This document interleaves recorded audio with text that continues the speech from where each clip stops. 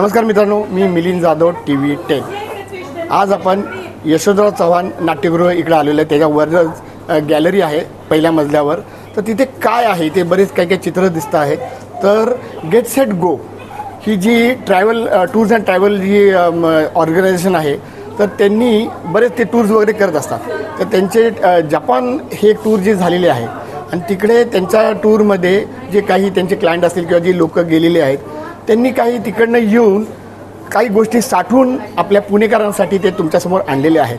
तर हे काय आहे, कसं आहे, कोण आहेत, हे आपण त्यांच्याकडनं जाणून घेणार आहोत। आज आपल्या समोर आहेत आसावरी आरगडे मॅडम। तर ते त्यांचा इथं सहभाग काय आहे आणि त्यांच्या चित्राबद्दल ते सगळी माहिती सांगणार आहे। ती सगळी माहिती आणि ती चित्र आम्ही तुमच्यापर्यंत पोहोचवणार आहोत। मॅडम, तुमच्याबद्दल सांगा। आणि मी आसावरी आरगडे, माझं राहणं चाकणला आहे, चाकणची। आणि गेट सेट गो या टूरबरोबर जपान ट्रिप केलेली आणि जपान अपील झालं, त्यामुळे चित्रांमध्ये उतरवायचा प्रयत्न केलेला आहे आणि ती चित्र मी इथं मांडते आहे। आणि मी स्वतः MP खरं राहणारे होते पूर्वी। MP? हां, मध्य प्रदेशात। आणि MA वगैरे इकॉनॉमिक्समध्ये मी शिक्षण घेतलेलं आणि मग लग्नानंतर मी चाकणमध्ये स्थायिक झालो आम्ही। आता चाकणमध्ये आहे। आमचं हॉस्पिटल वगैरे आहे चाकणमध्ये। आणि एक छंद म्हणून मी हे सुरुवात केलेली आहे चित्रांची। आणि मग जपानची चित्र सुंदर वाटली, ती रेखाटावी वाटली आणि ती करून मग मी आपल्यासमोर आता मांडलेली आहे आणि तुम्ही ती बघावीत। बरं, काही प्रश्न आहेत नागरिकांचे। म्हणजे की पहिलं म्हणजे तुम्ही म्हटलात तुम्ही चित्र काढलेली आहेत, कुठला प्रकार, चित्राचा कुठला प्रकार आहे ते सांगा। आणि दुसरी गोष्ट म्हणजे हा छंद तुम्हाला कसा करावा वाटला त्याबद्दल सांगा, हे सांगा। कारण का बघताना तुम्ही हाऊसवाईफ आहात असं जाणवत आहे। तुमच्याबद्दलची थोडक्यात माहिती सांगा चित्राबद्दल। चित्र मी वॉटर कलरमध्येच करते बेसिकली आणि हँडमेड पेपरवर माझी चित्र असतात। त्या चित्राचा वॉटर कलरचा लाईव्हनेस किंवा जे ट्रान्सपरन्सी वगैरे हे जे आहे, त्यामुळे मला ती वॉटर कलरच भावतात जास्त।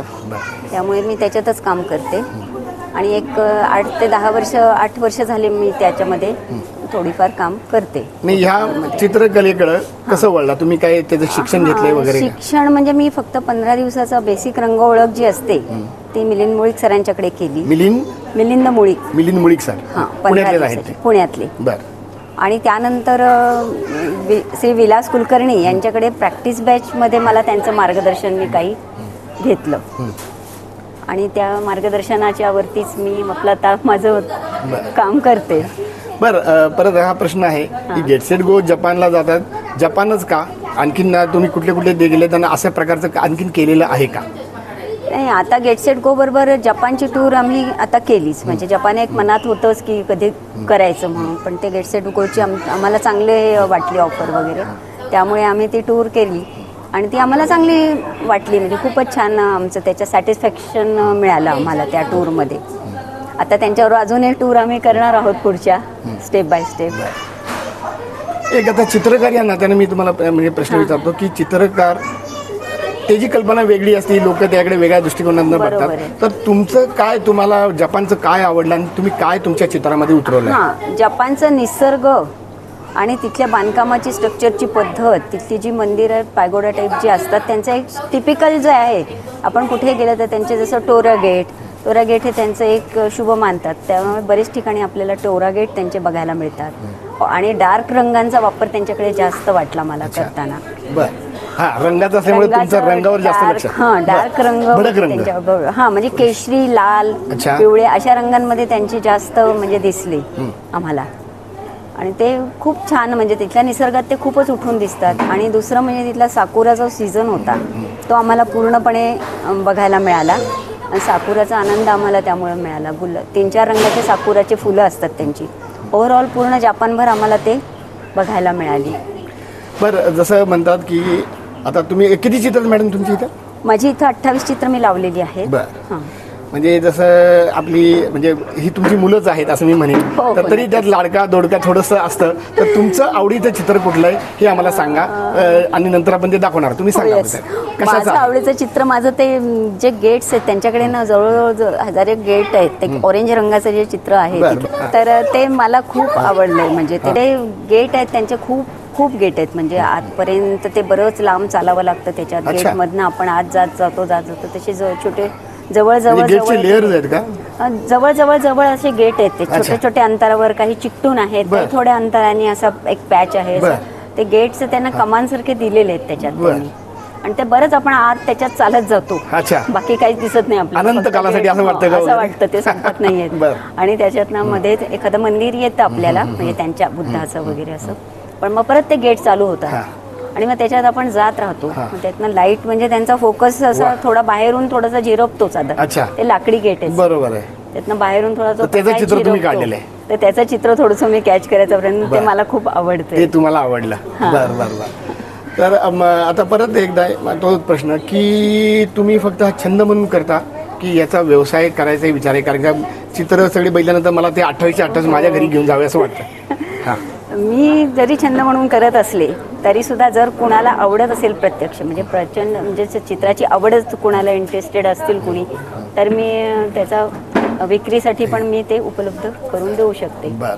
आणि तुम्हाला जे काय म्हणजे असं प्राईस वगैरे अशी मी काही साधारण ठरवलेली आहे, पण आता ते शेवटी कलाकाराचं हे असतं ना, मूल्यमापन आपण करू शकत नाही.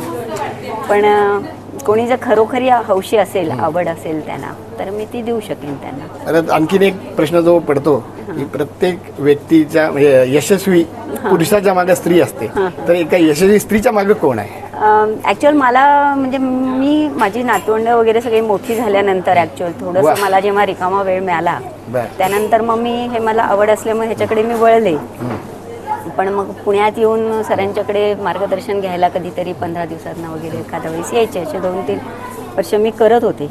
पण मग घरातनं माझे मिस्टर वगैरे सगळेजण मला म्हणजे मी फ्री असल्यामुळे म्हणजे त्या स्टेजला होते मी की घरातनं काही ऑब्जेक्शन असायचा प्रश्नच नव्हता. आणि छंद आहे त्यामुळे तुला आवडते तर तू कर, आणि सगळं सांभाळून मी करत असल्यामुळे काही प्रॉब्लेमच येत नाही. तर मित्रांनो, तुम्ही आता पाहिलं की आता आपण प्रत्येक चित्रावर जरी बोलायला गेले 1-1 मिनिटं जरी गेलं तरी 28 मिनिटं आपल्याला लागू शकतील. आणि सगळे चित्र काही तर काही बोलतायत आणि ते आम्हाला तुमच्यापर्यंत पोहोचायचं आहे. तरी त्यातलं एक सॅम्पल म्हणून आम्ही तुमच्यापर्यंत पोहोचवत आहे. शेवटचा एक प्रश्न करून आपण एंड करूया की जपान कसं वाटलं आणि आपल्या पुणेकरांना त्याचं दर्शन तुम्ही घडवलं आहे ते सांगा. जपान कसं वाटलं? जपान अतिशय शिस्तबद्ध आहे आणि लोक अतिशय वेळ पाळणारी, एथिक्स पाळणारी आणि संस्कृती जपणारी आहेत ती लोक. आणि नम्र आहेत, पोलाईट आहेत अतिशय ती लोक. आणि त्यांच्या संस्कृतीविषयी, भाषेविषयी त्यांना प्रचंड आदर आहे. नेशनविषयी, त्यांच्या राष्ट्राविषयी त्यांचा राष्ट्रप्रेम कळतो. त्यांचं राष्ट्रप्रेम म्हणजे दिसतं त्यांचं. त्यामुळेच तर ते एवढी प्रगती करू शकलेले आहेत. इतका प्रगत देश आहे ना तो, की आपल्याला बघून वाटतं की आपल्यालाही थोडंसं त्यातनं काही घेता आलं. त्यांची शिस्तबद्धता किंवा त्यांचं देशप्रेम हे जर घेता आलं आपल्याला फार छान वाटेल. नकळत आर्टिस्ट मॅडमनं एक भारतातल्या आपल्या सगळ्या नागरिकांनी एक संदेशही दिलेला आहे की म्हणजे कुठल्याही चांगल्या गोष्टी जर कुठल्या देशात जर असतील तर ते आपण बघून आपण ती आत्मसात करायला काय हरकत आहे. तर मित्रांनो, मी आता कलाकार हा म्हणजे अनंत त्याच्यामध्ये गुण असतात, तरीही त्यातलं आम्ही छोटंसं तुमच्यासमोर आणलेलं आहे. तुम्हाला कसं वाटलं हे आमच्या चॅनलवर आम्हाला लाईक, शेअर आणि सबस्क्राईब करून आम्हाला खाली कॉमेंटमध्ये सांगायला विसरू नका. मी मिलिंद जाधव आणि तुम्ही बघत आहात TV10. TV10 हे चॅनल याचे पण धन्यवाद मानते मी, आभार प्रदर्शन करते. आणि ह्याला सबस्क्राईब आणि लाईक नक्की करा तुम्ही. आणि धन्यवाद. If you like the video, do like, comment, share and subscribe.